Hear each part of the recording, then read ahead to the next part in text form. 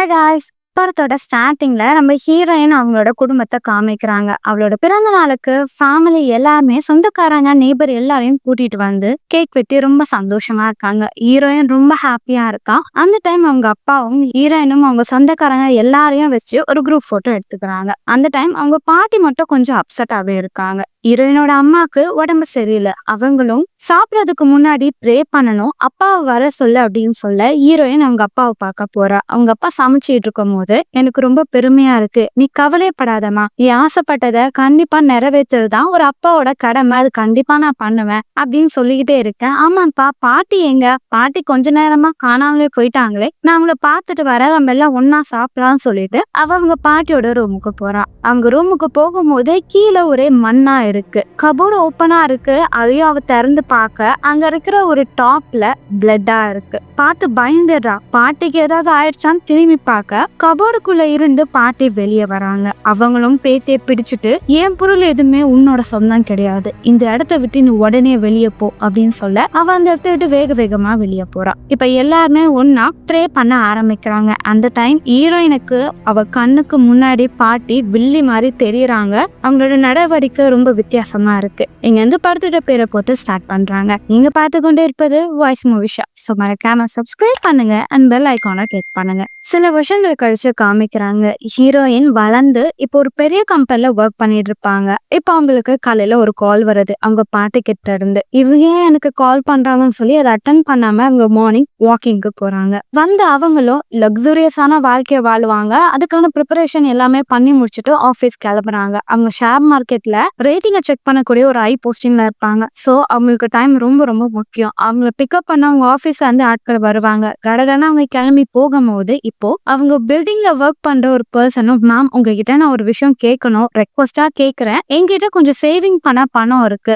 நானே மனைவியும் சேர்ந்து அது ஒரு இடத்துல இன்வெஸ்ட் பண்ணலான்னு பாக்குறோம், எங்களுக்கு கொஞ்சம் கைட் பண்ண முடியுமா அப்படின்னு கேட்க, சாரி சார், எங்களுக்கு இருக்கிற கிளைண்ட்டை மட்டும் தான் எங்களால பாத்துக்க முடியும், புதுசா ஒரு பர்சனை நாங்க டக்குன்னு அக்செப்ட் பண்ண முடியாது அப்படின்னு சொல்லி ஹீரோயின் அங்க இருந்து போறாங்க. ஹீரோயினோட செக்ரட்டரி, மேம் உங்களுக்கு இன்னைக்கு 7 o'clock அப்பா கூட டின்னருக்கான ஷெட்யூல் இருக்கு அப்படின்னு சொல்லி அவங்களுக்கான ஷெட்யூல் பிளான் எல்லாமே சொல்லிட்டு இருக்காங்க. அதே நேரம் நியூஸ்ல எனக்கு அதிகமான பனி பொழிவு இருக்கு, அதனால வெளியே போறவங்க ஜாக்கெட் போங்க அப்படின்னு சொல்லி இன்ஃபர்மேஷன் போயிட்டு இருக்கும். அதே நேரம் இப்போ கிளைமேட் சேஞ்ச்னால ஷேர் மார்க்கெட்லயும் பிரைஸ் எல்லாமே குறைய ஆரம்பிக்குது. ஹீரோயினோட செக்ரட்டரி, மேம் இப்ப நம்ம என்ன பண்றது, நம்ம கிளைண்ட் நம்ம கிட்ட கேட்பாங்களே அப்படின்னு சொன்னா ஹீரோயின் பாத்துக்கிட்டே இருக்காங்க. இப்ப நிறைய பேர் ஹெல்த் கான்சியஸா தான் இருக்கணும்னு யோசிப்பாங்க, நீங்க அந்த ஆப்ஷனா மாத்தி பாருங்கன்னு சொல்றாங்க. டக்குன்னு அந்த அமௌண்ட் ஏறிக்கிட்டே இருக்கு. இப்ப வேலையெல்லாம் முடிச்சுட்டு ஹீரோயின் கிளம்பும் போது அதிகமா பனி பொழிஞ்சுக்கிட்டே இருக்கு. அதனால இவங்களுக்கு பிக் பண்றதுக்கு கார் வராது. ஹீரோயினும் பரவாயில்ல நான் ட்ரெயின்ல வந்துடுறேன் அப்படின்னு சொல்லி போயிட்டே இருக்கும் போது அவங்க பாட்டி கிட்ட இருந்து தொடர்ந்து கால் வந்துகிட்டே இருக்கு.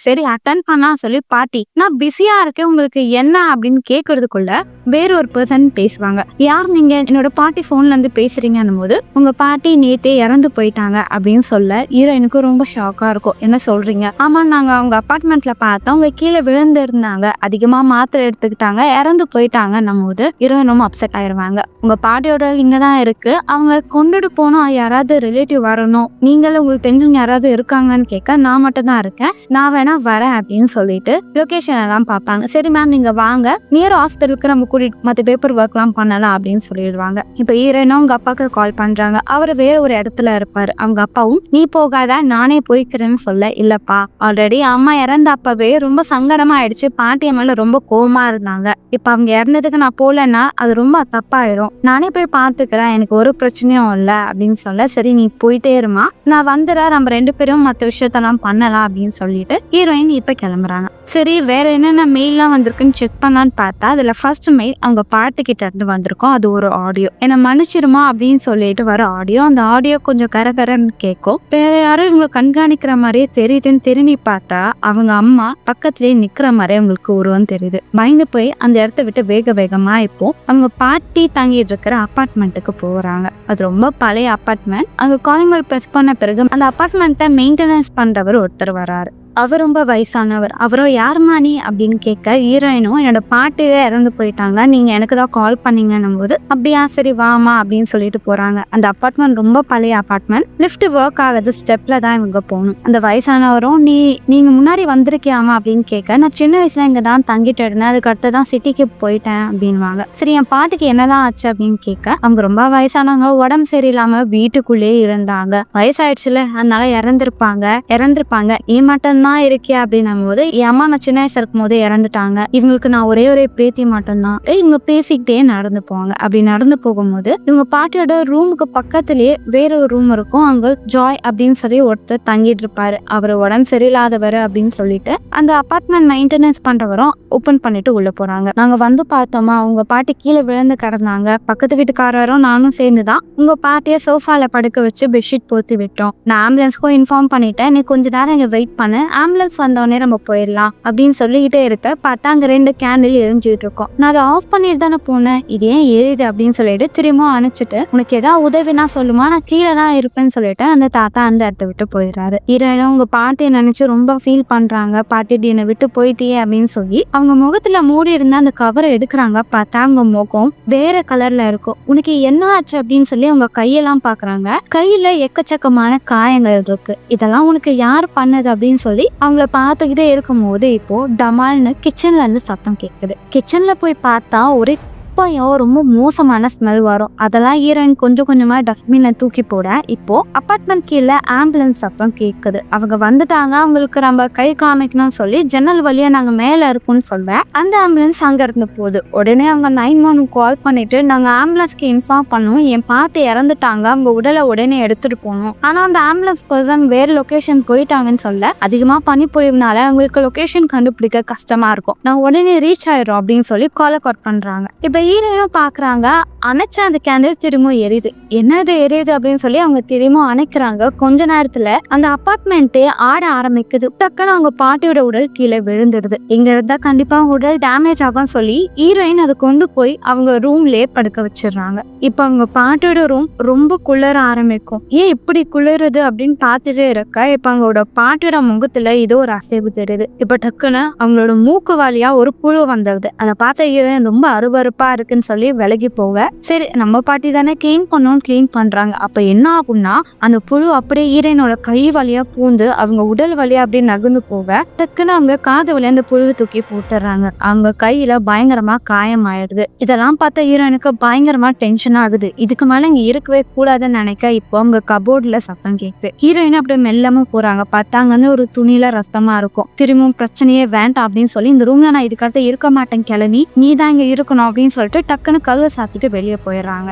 போன கொஞ்ச நேரத்துக்குள்ள திரும்ப உள்ள வராங்க. அதுல என்ன இருக்குன்னா நீங்க பார்த்தே தீருவேன் அப்படின்னு சொல்லிட்டு துணியெல்லாம் விலக்கி பாக்குறாங்க. ஒரு விலங்கோட மண்டையோட மாதிரி ஒண்ணு இருக்கும். அது மட்டும் இல்லாம அங்க ஒரு ரகசிய டோர் இருக்கும், அதுல ஒரு பூட்டு இருக்கும். அந்த பூட்டை திறக்க சாவி எங்கேயுமே உங்களுக்கு கிடைக்காது. அப்படியே அவங்க அதை பார்த்துக்கிட்டே இருக்க இப்ப காலிங் பெல் சத்தம் கேக்குது. வெளியே போய் பார்த்தா இவங்க வீட்டு பக்கத்துல இருக்கிற ஜாயிண்ட் அவர் வெளியே வந்து, உங்க பாட்டி கிட்ட என்னோட ஒரு பொருள் இருக்கு, உள்ள வந்து அதை எடுத்துக்கிறேன், கதவு ஓபன் பண்ணுங்கன்னு சொல்ல ஹீரோயின் என்ன பொருள் அதை என்கிட்ட சொல்லுங்கன்னும் போது, ஏர் ஃப்ரையர் உங்க வீட்டுல இருக்கிறது என் பாட்டி என்கிட்ட இருந்து கதனா வாங்கினாங்கன்னும் போது, என் பாட்டி அதெல்லாம் யூஸ் பண்ண மாட்டாங்களே, இல்ல அவங்களுக்கு அது பிடிச்சிருந்ததுன்னு என்கிட்ட வாங்கினாங்க, கொஞ்சம் வலி ஃபிட்டிங்கா நான் வந்து எடுத்துப்பேன்னும் போது, அதை நான் பார்த்தேன்னா கண்டிப்பா உங்ககிட்ட கொடுப்பேன்னும் போது, உங்களுக்கு எப்படி அது தெரியும், நானே வரேன்னு சொல்லி கதவை தட்டுவாரு. ஹீரோயின் பயந்துட்டு கதவை லாக் பண்ணிட்டு, நான் எடுத்தா தரேன் அப்படின்னு சொல்லிட்டு அங்கிருந்து போக, சரி அதை விடுங்க, உங்க கையை பார்த்துக்கோங்க, ஐஸ் பேக் வைங்க அப்படின்னு சொல்லும் போது ஹீரோயின் பாக்குறாங்க கை காயமா இருக்கும். உடனே போய் பேண்டேஜ் எல்லாம் போடுறாங்க.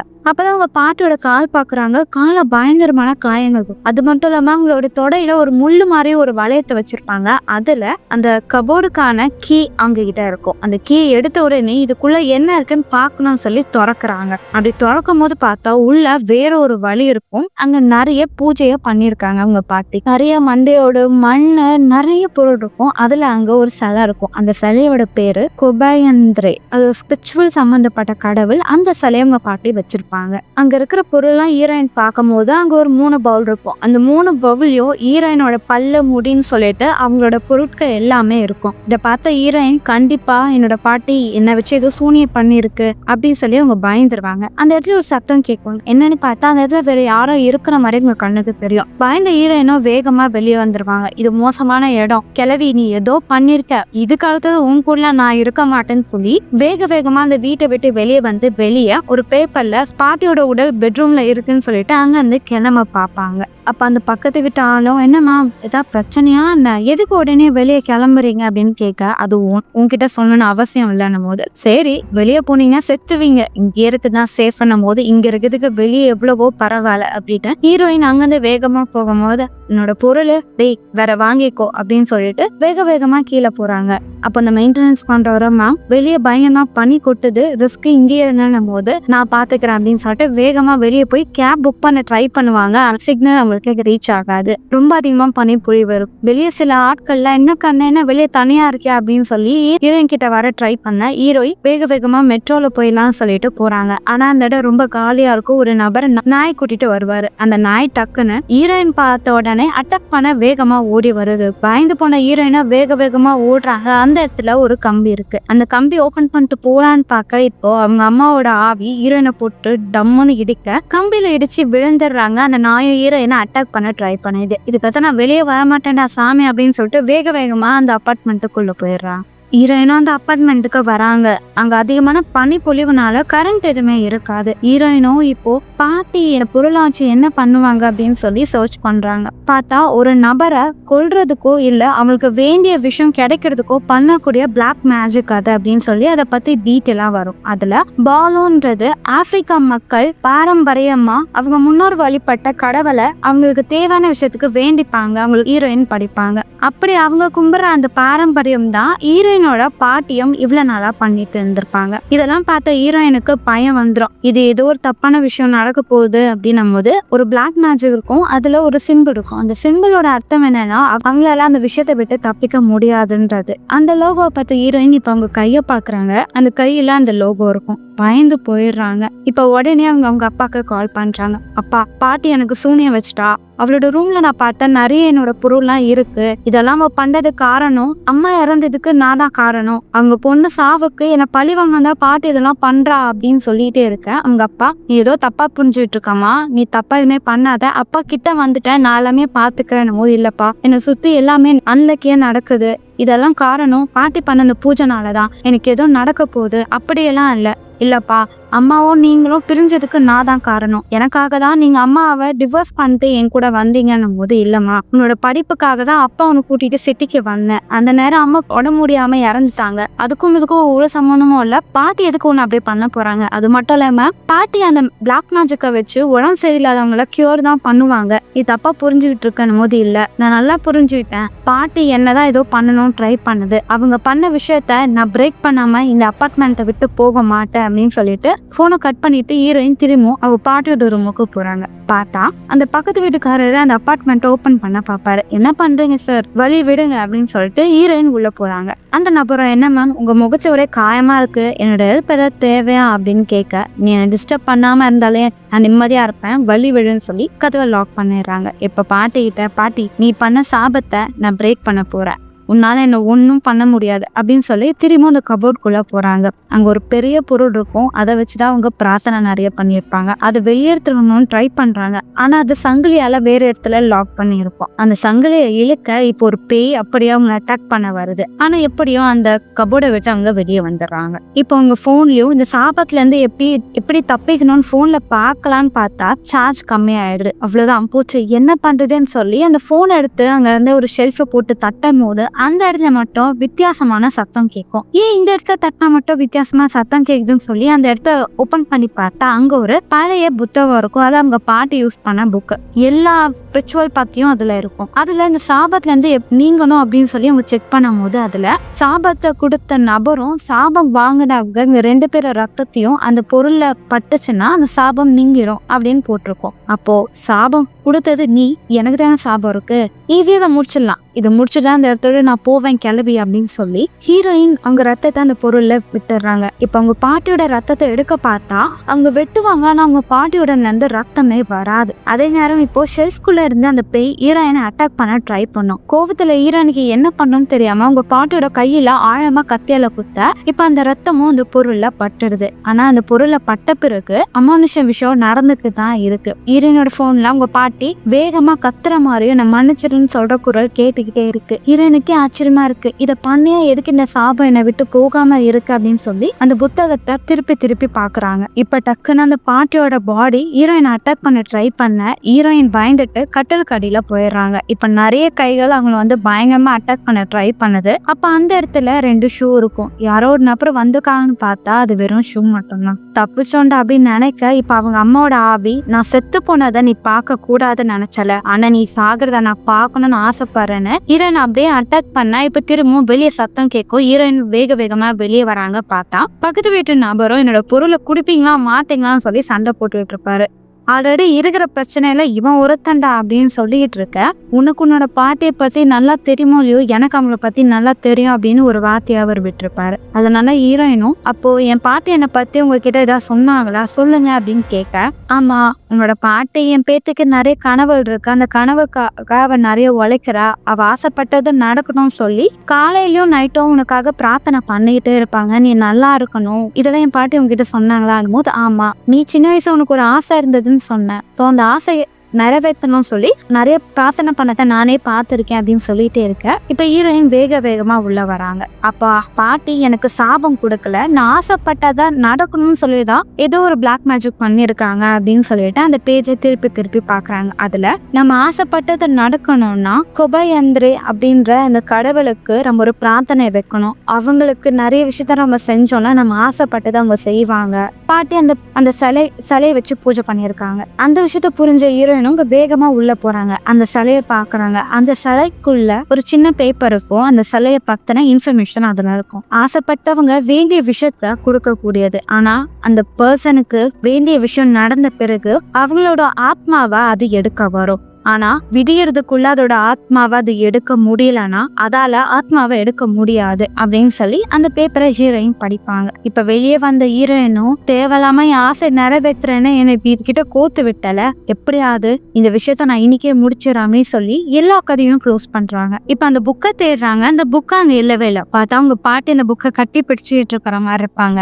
அதனால அவங்களை இழுத்து பிடிச்சு அந்த புக்கை இழுப்பாங்க. அப்படி இழுக்கும் போது அந்த புக்ல படிக்கிறாங்க, அந்த கொபயந்திரே கிட்ட இருந்து தப்பிக்கணும்னா அந்த சாபம் கொடுத்தவங்களோட ரத்தத்தையும் அவங்களோட ஆத்மாவையும் அதுகிட்ட ஒப்படைச்சோம்னா நம்ம அந்த டீல இருந்து தப்பிச்சிடலாம் அப்படின்னு அந்த புக்ல இருக்கும். அப்போ இந்த டீல போட்டதே பாட்டி தான். அவளோட ஆத்மாவை அந்த பேய்கிட்ட ஒப்படைச்சிடலாம், ஆல்ரெடி செத்து போனவங்க தானே அப்படின்னு சொல்லி அதுக்கான ப்ரிப்பரேஷன் பண்ண ஆரம்பிச்சிருவாங்க. எல்லா பொருளையும் வச்சு மந்திரம் போட ஆரம்பிப்பாங்க. அப்படி போட்டுக்கிட்டே இருக்க இப்ப பார்த்தா ஆம்புலன்ஸ் வந்து ஆட்கள் வந்துருவாங்க. ரொம்ப நேரம் கதவை தட்டுவாங்க. ஹீரோயின் ஓபன் பண்ணாதனால மெயின்டெனன்ஸ் பண்றவரே கீ எடுத்துட்டு உள்ள வந்துடுறாங்க. எங்க இவங்க பார்த்தாங்கன்னா நம்ம மாட்டிக்க போறோம்னு சொல்லி ஹீரோயின் பாட்டியோட உடலை எடுத்துட்டு போய் அந்த ரகசிய அறையில வச்சு லாக் பண்ணி உள்ளே வெயிட் பண்றாங்க. மெயின்டெனன்ஸ் பண்றவரும் உள்ள வராங்க. நர்ஸ் டாக்டர்ஸ் எல்லாம் உள்ள வந்து பாக்குறாங்க. அங்க யாருமே இல்லை. அந்த நபர்களும் சார் எங்களுக்கு ஆல்ரெடி டைம் ஆயிடுச்சு, அவங்க இருக்காங்களா இல்லையா அப்படின்னும் போது இங்கதான் சார் இருந்தாங்க, வெயிட் பண்ணுங்க நான் செக் பண்றேன்னு எல்லா இடமும் செக் பண்ணிட்டே இருக்க. அதே நேரம் உள்ள இருக்கிற ஹீரோயின் கிட்ட அவங்க அம்மாவோட பேய் வந்து,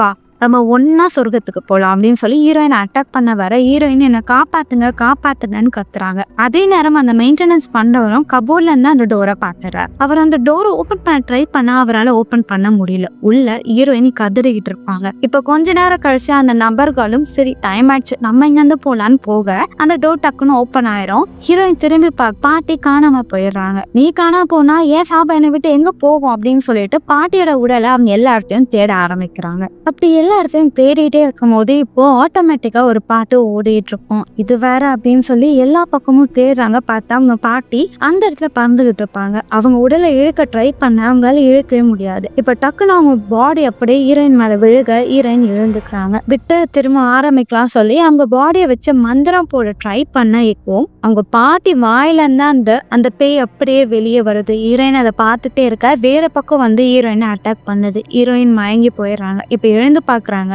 அவங்க அம்மா ஹீரோயின் கிட்ட நார்மலா பேசுறாங்க. ஹீரோயின் பெயின் நினைக்கிறாங்க. இல்ல நான் தான் உன் அம்மானும் போது என்ன மன்னிச்சிருமா, என்னாலதான் உனக்கு எல்லா பிரச்சனையும் போது அப்பெல்லாம் இல்ல கண்ணா, அம்மாவும் அப்பாவும் இங்க வேலை பார்க்கும்போது ரொம்ப கஷ்டப்பட்டோம். உன்னை எப்படி அடுத்த லெவலுக்கு நாங்க கொண்டு போறது ரொம்ப வேதனைப்பட்டோம். கஷ்டப்பட்டுதான் உன்னை படிக்க வச்சோம். ஆனா நீ இவ்வளவு பெரிய இடத்துக்கு போயிருக்க. உன்னை பார்த்தா எனக்கு ரொம்ப பெருமையா இருக்கு. எனக்கு உன்னை ரொம்ப பிடிக்கும். அம்மா எப்பவுமே உன்னால கோவமே படமாட்டேன் அப்படி பேசிக்கிட்டே இப்போ நீ ஒரு செல்ஃபிஷ், அம்மா உனக்கு முக்கியம் இல்லைன்னு தானே என்னை விட்டுட்டு போன அப்படின்னு அப்படியே பேயா மாதிரி ஹீரோயினை அட்டாக் பண்ண ஹீரோயினும் நீ அம்மாவே கிடையாதுன்னு சொல்லி வேகமா ஓடுவாங்க. நான் எவ்வளவு கஷ்டப்பட்டேன்னு உனக்கு காமிக்கிறேன்னு சொல்லி ஹீரோயினை டக்குன்னு ஒரு இடத்துல இழுத்து போட இப்ப ஹீரோயின் கண்ணை திறந்து பார்த்தா வண்டியில ஹீரோயின் போயிட்டு இருப்பாங்க. அவங்க சுத்தி நிறைய ஆட்கள் இருப்பாங்க. ஹீரோயினுக்கு ஒண்ணுமே புரியாது. நான் எங்க இருக்கேன்னு கத்தும் போது ஒரு தாத்தா கத்தாத, நம்ம ரகசியமா வேற இடத்துல இருந்து வேற இடத்துக்கு போயிட்டு இருக்கோம், இது மட்டும் இங்க போலீஸ் பார்த்தோம்னா நம்ம மாட்டிப்போம்னு சொல்ல டக்குன்னு போலீஸ் எல்லா வண்டியும் செக் பண்ணும் போது உள்ள இருக்கிற நபர்களை பார்த்துருவாங்க. அங்க இருந்து இங்க மைக்ரேட் ஆகி வரீங்களா, அவங்களை பிடிக்க போறோம் போது எல்லாம் தப்பிச்சு ஓடுவாங்க. அப்படி தப்பிச்சு ஓடும் போது ஹீரோயின் கிட்ட பேசின தாத்தா இறந்துருவாரு. ஹீரோயின் அங்கிருந்து ஓடி போவாங்க. வேதனைப்படுவாங்க, இவ்வளவு கஷ்டப்படுறாங்களே மக்கள்னு. அப்படி வந்தவங்க ஒருத்தவங்க தான் ஹீரோயினோட அம்மா. ஹீரோயினோட அம்மா தூரமா வந்து அழுதுகிட்டு இருப்பாங்க. இப்ப அவங்க அம்மாவும் இவ்வளவு கஷ்டப்பட்டு தான் நான் இந்த இடத்துக்கு வந்தேன், உன்னை படிக்க வச்சேன், உன்னை பார்த்துக்கிட்டேன், ஆனா அம்மா மேல கொஞ்சம் கூட அன்பு இல்லாம நீ என்னை விட்டுட்டு போனவ தாண்டி அப்படின்னு சொல்ல ஹீரோயினோ நீ கண்டிப்பா என் அம்மா இல்ல, நீ அந்த குபயந்தி தானே, என் அம்மா உருவத்தை வச்சு என்ன ஏமாத்தலான்னு பாக்குறியா, நீ அம்மாவை இருக்கவே முடியாது, குழந்தைங்களுக்காக சாக்ரிஃபைஸ் பண்றதுதான் அம்மாங்க, நீ அம்மாவே இல்லை, இதுக்கடுத்தா உன்னால தப்பிக்க முடியாது, நான் ஆல்ரெடி ஒரு ட்ராப்பை என் பாட்டி வாயில வச்சுட்டேன், அதனால அவங்க வாயை வச்சு உன்னால தப்பிக்க முடியாதுன்னு சொல்லி வேகமா போய் மந்திரத்தை படிக்க ஆரம்பிப்பாங்க. அந்த மந்திரத்தை படிக்க அந்த பேயால தப்பிக்கவே முடியாது. அந்த பாட்டி வாய்க்குள்ளேயும் அதால போக முடியாது. இப்ப டக்குன்னு அவங்க அம்மா மாதிரி ப்ளீஸ் எனக்காக ஹெல்ப் பண்ணுன்னு சொல்ல இதெல்லாம் நான் நம்ப மாட்டேன்னு சொல்லி ஹீரோயின் திரும்பவும் வேகமா மந்திரத்தை படிச்சுக்கிட்டே இருக்காங்க. இப்ப அந்த இடத்துல வேகமா காத்து வீசுது. கொஞ்ச நேரம் கழிச்சு அந்த பேய் அந்த இடத்த விட்டு போகுது. கொஞ்ச நேரம் கழிச்சு அவங்க அப்பா வராரு. என்னமா உனக்கு ஓகேவா அப்படின்னு சொல்லி பாக்குறாரு. என்ன முகத்துல காயம், இந்த புக்கை எதுக்கு நீ வச்சிருக்கேன்னும் போது அது பெரிய ஸ்டோரிப்பா அப்படின்னு சொல்றாங்க. ஹீரோயின் அவங்க கைய பாக்குறாங்க. கையில என்ன அந்த தழும்பு போயிடுச்சு. பாட்டியோட உடலை ஹீரோயினோட அப்பா பாக்குறாங்க. சரி நம்ம பிரார்த்தனை பண்ணலாம் அப்படின்னு சொல்லி பிரார்த்தனை பண்றாங்க. அம்மா கூட பிரிஞ்சுன்னு அவங்க படிப்புக்காக கூட வரும்போது அம்மா அப்ப 3 மாசம் பிரெக்னன்ட். அவங்க பல டிப்ரெஷன்ல இருந்தாங்க. உடம்பும் சரியில்லாம போயிடுச்சு. அதுதான் காரணம் அவங்க சாகிறதுக்கு. நீ எதையும் நினைச்சு ஃபீல் பண்ணாத அப்படின்னு சொல்லிட்டு இருக்க. இப்ப 2 பேரும் சேர்ந்து பிரார்த்தனை பண்றாங்க. ஆம்புலன்ஸ் வருது. அவங்க பாட்டியோட உடலை எடுத்துட்டு போறாங்க. பாட்டி இதெல்லாம் பண்ணது தப்பா இருந்தாலும் நான் நல்லா இருக்கணும் தான் அப்படி பண்ணிருக்காங்க அப்படின்னு சொல்லி ஹீரோயின் வருத்தப்படுறாங்க. இப்போ இங்க இருக்கிற திங்ஸ் எல்லாம் எடுத்துட்டு போனோம்னு எல்லாமே ஹீரோயின் பேக் பண்ணும் போது அப்போ போட்டோ ஆல்பம் பாக்குறாங்க. அதே நேரம் அவங்க அப்போ என்னம்மா இங்க ஆல்ஃப்ரைக்கு இது பாட்டு யூஸ் பண்ணுவாங்களான்னும் போது இதான நபர் கேட்டார்ல அப்படின்னு ஹீரோயின் யோசிக்கிறாங்க. இப்ப ஆல்பத்துல இருக்கிற போட்டோ பார்க்கும்போது அவங்க அப்பா நீ எல்லா திங்ஸும் காலை எடுத்து வை, நான் வந்துடுறேன் அப்படின்ட்டு போவாரு. போட்டோ பார்க்கும் போது ஹீரோயின் ஒரு விஷயத்த பாக்குறாங்க. அதுல ஹீரோவோட அப்பா அம்மா ஒன்னா இருக்கும் போது அவங்க அப்பாவோட கையில ரத்தமா இருக்குன்னு, இவர் கையில ஏன் ரத்தமா இருக்குன்னு சொல்லி இப்ப பாட்டி ரூமுக்கு போய் பார்க்க இப்பதான் ஒரு ட்விஸ்ட். ஹீரோயின் ஆசைப்பட்டது நடக்கணும்னு சொல்லி அந்த பேய்கிட்ட டீல் வச்சது பாட்டு கிடையாது, அவங்க அப்பா தான். இப்ப அவங்க அப்பாவும் எல்லாத்துக்கும் நான் தான் காரணம், இதை நானே முடிச்சிடுறேன்னு சொல்லி அவரோட ரத்தத்தை அதுல எடுத்து அந்த பொருளை விட பார்க்க ஹீரோயினும் வேண்டாம்ப்பா அப்படின்னு சொல்றாங்க. இப்ப பாஸ்ட காமிக்கிறாங்க. ஹீரோயினுக்கு பல ஆசைகள் இருக்கு. அதுக்கு பினான்சியலா அவங்க அப்பா கிட்ட எந்த ஒரு சப்போர்ட்டும் இல்ல. பொண்ணு ஆசைப்பட்டதை எப்படி பண்றதுன்னு யோசிப்பாரு. அப்பதான் இந்த பிளாக் மேஜிக்லாம் அவருக்கு தெரிய வரும். இதனால நம்ம பொண்ணு ஆசைப்பட்டதை நிறைவேற்றலாம்னு சொல்லி அவரை ஆரம்பிச்சு விட்டுருவாரு. ஆனா இதை பார்த்த பாட்டை கண்டுபிடிச்சிருவாங்க. நீ நினைக்கிற மாதிரி இது சுலபமான விஷயம் இல்ல, ஆரம்பிச்சுதான் நிறுத்த முடியாது. இப்போ நம்ம பேத்தியை காப்பாத்தணும்னா நான் இதுக்கு என்னோட ரத்தத்தை தினமும் கொடுக்குறேன்னு சொல்லி அவங்க பேத்தியை காப்பாத்த அவங்க தினமும் அதுக்கு ரத்தத்தை கொடுப்பாங்க. அதனாலதான் அவங்க உடல்ல பல காயங்கள் இருந்திருக்கும். பாட்டே இதை முடிச்சு வைப்பாங்கன்னு நினைச்சேன், ஆனா இது உன்னை தொடரும்னு நினைக்கிறேன், இதுக்கு நான் ஒரு முற்றுப்புள்ளி வைக்குன்னு சொல்லி அவர் ரத்தத்தை அதுல டிராப் பண்ணுவாரு. ஹீரோயின் வேணான்னு சொல்ல இப்போ அவருக்குள்ள அந்த பேய் வந்துச்சு. அப்படியே ஹீரோயின் அட்டாக் பண்ண வர ஹீரோயின் போய் ஒளிஞ்சுக்கிறாங்க. அப்படி அது ஹீரோயினை போட்டு உன்னோட உயிர் எனக்கு தேவைன்னு சொல்லி பயங்கரமா சண்டை போடுது ஹீரோயின் கிட்ட. அப்போ பக்கத்து வீட்டு நபர் வந்து ஹீரோயினை காப்பாத்திடுறாரு. ஆனா அவங்க அப்பா உடம்புல இருக்கிற அந்த பேய் அந்த பக்கத்து வீட்டு நபரை கொலை பண்ணிடுது. ஹீரோயின் கத்தி எடுத்து அவங்க அப்பாவை குத்த கழுத்துல இருந்து ரத்தம் வந்து அங்க இருந்து அந்த பொருள் மேல விழுந்து அவங்க அப்பா இறந்துறாரு. சாகிறதுக்கு கொஞ்ச நேரத்துக்கு முன்னாடி அவங்க அப்பாக்கு நினைவுகள் வருது, என்ன மன்னிச்சிருமா அப்படின்னு சொல்லி அப்படியே இறந்து போயிடுறாரு. இப்போ 6 மாசங்கள் கழிச்சு காமிக்கிறாங்க. ஹீரோயின் அவங்க ஆபீஸ்ல இருக்கும் போது அவங்க ஆபீஸ்ல வேலை பார்த்த ஒரு நபர் அவங்க மனைவியை கூட்டிட்டு வராங்க. அவங்க கிட்ட நீங்க எவ்வளவு சேவிங் வச்சுக்கீங்களோ அதை கொடுங்க, அதை வச்சு அந்த பணத்தை எப்படியாவது நான் டபுள் ஆக்குறேன் என்னால முடிஞ்ச அளவுக்கு அப்படின்னு சொல்லி ஹீரோயின் அவங்களுக்கு ஹெல்ப் பண்ண அவங்களோ ரொம்ப தேங்க்யூ மேம் அப்படின்னு சொல்றாரு. இப்ப ஹீரோயினும் அவங்களோட ஃபேமிலி போட்டோ வச்சு பிரார்த்தனை பண்றாங்க. அப்பா அம்மா பாட்டி நீங்க சாக்ரிஃபைஸ் பண்ணனாலதான் நான் இப்ப இருக்கேன், எப்பவுமே கூட நீங்க இருக்கணும் அப்படின்னு சொல்லிக்கிட்டே இருக்க. இப்ப ஹீரோயினுக்கு பயங்கரமா இருமல் வர ஆரம்பிக்குது. இப்ப இருந்துறாங்க. அவங்களுக்கு ஒரு வினோதமா தெரியுது. பார்த்தா அவங்க வாய்க்குள்ள கை வர படுத்தா அப்படியே முடிக்கிறாங்க. செப்டின்சி மக்களே படம். இந்த படம் உங்களுக்கு பிடிச்சிருக்கும்னு நினைக்கிறேன். அடுத்து ஒரு சுவாரஸ்யமான படத்தை நாங்கள சந்திக்க வரேன். Until then, bye bye.